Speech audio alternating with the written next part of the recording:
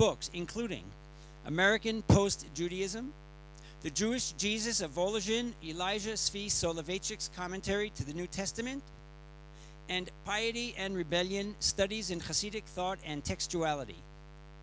Shaul Magid is currently working on the book American Jewish Survivalism, Meir Kahana and the Politics of Pride. Ladies and gentlemen, please welcome Shaul Magid.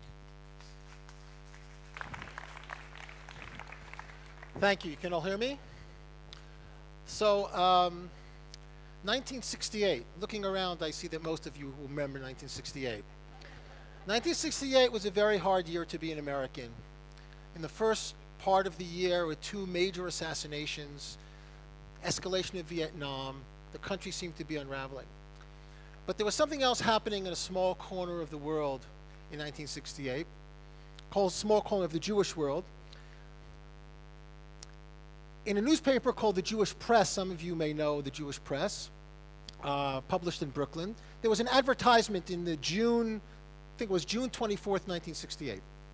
There was a photograph of 5 young men, probably in their early 20s, Jews, wearing sunglasses and looking kind of tough, leaning against a wall. And the caption, or I should say the title of the advertisement was, "Is this any way for good Jewish boys to behave?" And the caption, or the caption underneath the photograph was, "We're talking about Jewish survival." I'm sure some of you know what that advertisement was for. That was the first advertisement for the Jewish Defense League, an organization that Meir Kahana began in 1968 in response to the New York teachers' strike in Brownsville and Ocean Hill section of Brooklyn. What I want to suggest is, I'm sure all of you say, "Oh, the Jewish Defense League, Meir Kahana." That's not me. I'm a liberal Jew. I'm a progressive Jew. I'm a humanistic Jew. I'm a universalistic Jew. I'm not that kind of Jew. But what I want to suggest is, we actually are almost all against our better judgment Jewish survivalists. The language of survivalism that Kahana introduced into the lexicon at that time, on June 24th, 1968, has become, in all branches of Judaism, a kind of the major force of Jewish activity. We don't call it survivalism. We call it self-preservation. We call it continuity. We call it an existential threat. But that's all language of survivalism. We have become Jewish survivalists. So what I want to ask you all is, when did Jews become obsessed with survival?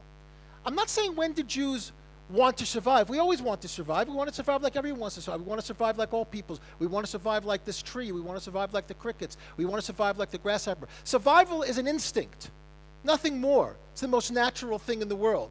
If there wasn't a desire to survive, things would cease to exist. But survivalism is something different. That is when our expression of Jewishness becomes founded on this notion of survival. When did that happen? Look back into the Tanakh, look into rabbinic literature. Jews were not obsessed about survival. They were obsessed about other things. They were obsessed about the survival of Torah. Shelo nishkach Torah miYisrael. There's a whole sugya with Shimon bar Yochai and his son Eliezer that Torah will be forgotten. That they're obsessed about. They weren't obsessed about survival. Why weren't they obsessed about survival? Because they believed in the covenant, that God promised that they would survive. So what I want to suggest is that our survivalism is a deep expression of disbelief in the covenant. We don't believe that God is going to save us. And so we are obsessed with survival. I think there are 3 moments that lead us to this place. The first is the Jewish Enlightenment, the second is the Holocaust, and the third is the Six-Day War. The Jewish Enlightenment introduced the notion of the Jew as an autonomous agent. We are the arbiters of our own fate, even for the believers. The Holocaust was this more than a kind of traumatic collective shock. The Holocaust resulted in, here I think post-Holocaust theologians are right, something broke. Something broke in the Jewish psyche in the Holocaust that we have never recovered from. The third thing is the Six-Day War. Now, the Six-Day War is kind of interesting because, in a sense, the Six-Day War is the opposite of the Holocaust, right? The Holocaust was this incredible fear of extermination that was unsuccessful. Why it was unsuccessful? Who brought about that failure? We don't know. The Six-Day War was the opposite because the Jews survived, but not because of God, but because of our own strength. In a sense, the Six-Day War allowed us to become a parochial people. Now, what's interesting about that, Yoel Teitelbaum, the Satmar Rebbe, was writing about the Six-Day War, and he said, the Six-Day War is a strange thing. All these Jews who didn't believe in God start talking about miracles. They didn't believe in miracles. All of a sudden, they believed in miracles. But in truth, they really didn't believe in miracles. They believed in the power of the gun. They believed in the power of force. They believed in the ability of the Jew to be able to determine his or her own individual and collective identity. And survivalism emerges out of that. It's not a coincidence that Kahana's advertisement in the Jewish press happens 1 year after the Six-Day War. He was riding on that wave of somehow Jewish disbelief. It's a secular move, in a sense, to believe that we can actually determine our own destiny. But there's a big price that's paid for that. And the price is we lose out in the possibility of humanism.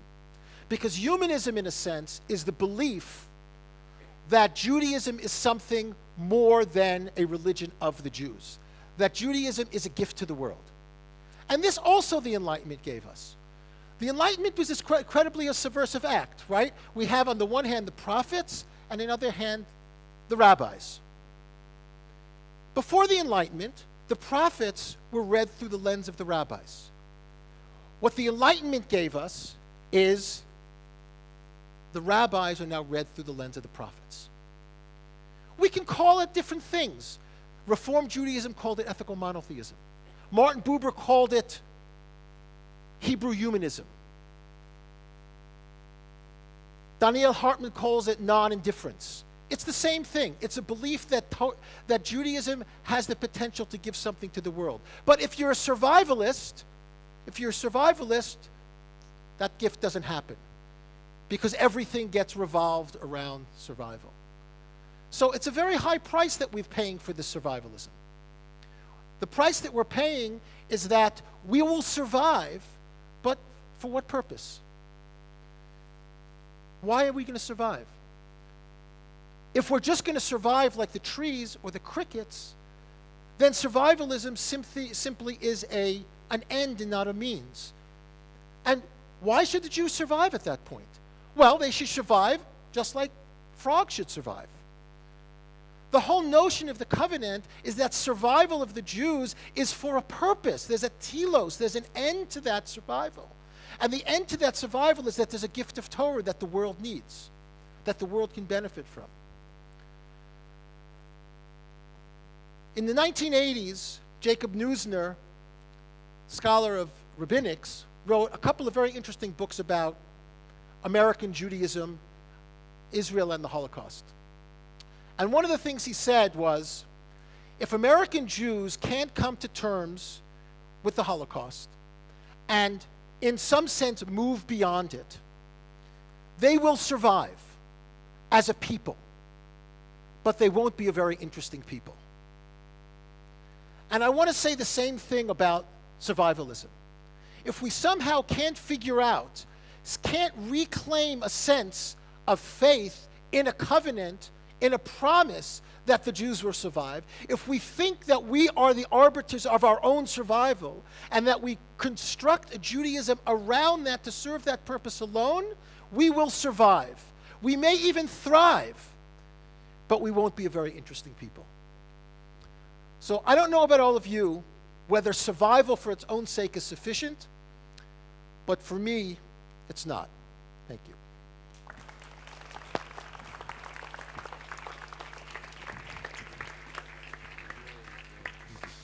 Rabbi Mishael Tzion is the co-director and director of education at the Bronfman Fellowships. He oversees the education of Bronfman Fellows in Israel and North America and works with more than 1,000 program alumni. Mishael Tzion has studied and taught at the Shalom Hartman Institute in Jerusalem and in North America. He and his father, Noam Tzion, also of the Hartman Institute, are co-authors of the best-selling Israeli Haggadah, Halayla Hazeh, and the English language, A Night to Remember, the Haggadah of Contemporary Voices. Mishael Tzion received rabbinic ordination from the Open Orthodox Yeshiva Chovevei Torah in New York. He is a member of the founding cohort of the HART